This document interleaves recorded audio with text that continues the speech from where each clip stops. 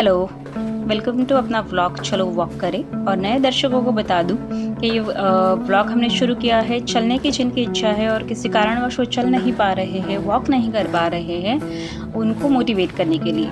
और इसके साथ ही हम बहुत अच्छे टॉपिक पे डिस्कशन करते हैं। सो फिलहाल का टॉपिक चल रहा है सेल्फ केयर, सेल्फ लव और creative visualisation. So creative visualisation, जैसे मैंने पहले बताया है, कि जो हम चाहते हैं, जो हमारी इच्छाएं हैं रोज़मर्रा की ज़िंदगी में छोटी मोटी, उसको सकारात्मक दृष्टि से विजुअलाइज करना, कल्पना करना।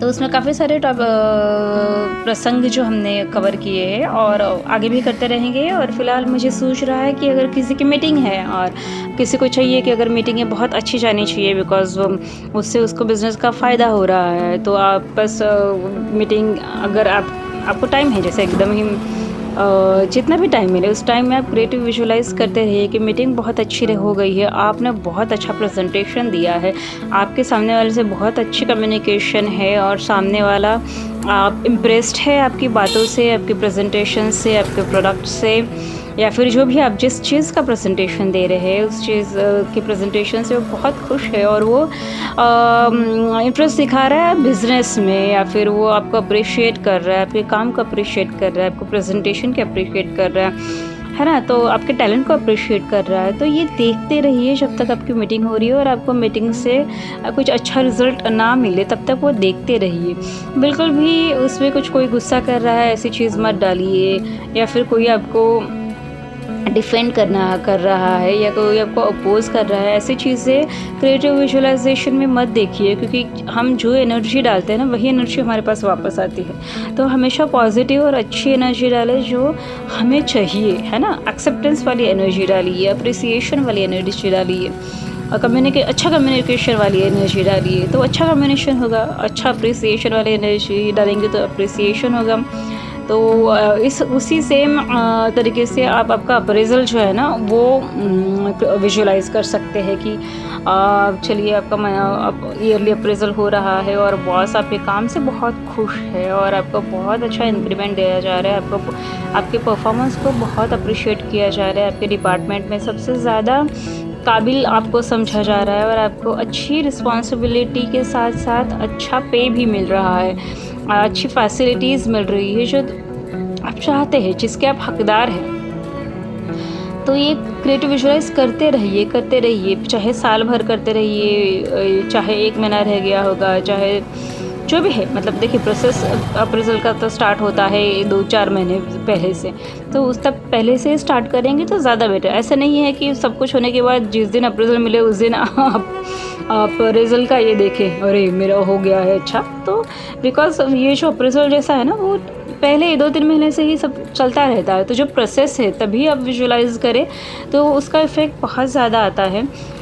सेम आप देखिए, अगर आपका अगर स्पीच है, आपको कहीं पे स्पीच देना है, आपको किसी पे मंच पे बुलाया है और आप लोगों का डर, स्टेज फ़ियर है, आपको डर लगता है लोगों के सामने बात करने के लिए, जबकि ये 90% लोगों को डर लगता है। यहाँ से तो हम बैठ के अकेले या फ़ोन पे हम बहुत कुछ मतलब बोल सकते हैं, लेकिन 100 लोगों के सामने, 100 क्या, मैं तो बोलूँगी 10 लोगों के सामने अगर आपको स्टेज पे खड़ा कर दिया जाए, आपको या हमको, तो हम नहीं कर सकते, काफ़ी लोग, है ना। तो उसके लिए बेटर कम्युनिकेशन की ज़रूरत होती है, बहुत ज़्यादा आत्मविश्वास, कॉन्फिडेंस की ज़रूरत होती है। तो ये सारा विजुअलाइज़ आपको करना चाहिए कि जैसे अगर आपको किसी ने बुलाया है एज अ गेस्ट या किसी चीज़ के लिए और आपको क्या करना है, तो आप क्रिएटिव विजुअलाइज़ करिए कि आपने बहुत अच्छी स्पीच लिखी है और आप बहुत अच्छे से वो स्पीच डिलीवर कर रहे हो, लोगों को पसंद आ रहा है, आपका कम्युनिकेशन, आपका पर्सनालिटी लोगों को पसंद आ रहा है, आपकी बॉडी लैंग्वेज जो है वो लोगों को पसंद आ रही है और आप बहुत कॉन्फिडेंट हो, बहुत इजीली आप स्पीच डिलीवर कर रहे हो, आपको कोई परेशानी नहीं हो रही है, आपको कोई डर नहीं लग रहा है, आपको कोई एम्बैरेसमेंट फील नहीं हो रही है, आपको ये नहीं लग रहा है कि अरे लोग क्या बोलेंगे अगर मैं गलत हो गया तो मैं गलत बोल रहा हूँ या फिर मैं हकला रहा हूँ, मैं बीच बीच में बोल नहीं पा रहा हूँ, मैं रुक गया हूँ।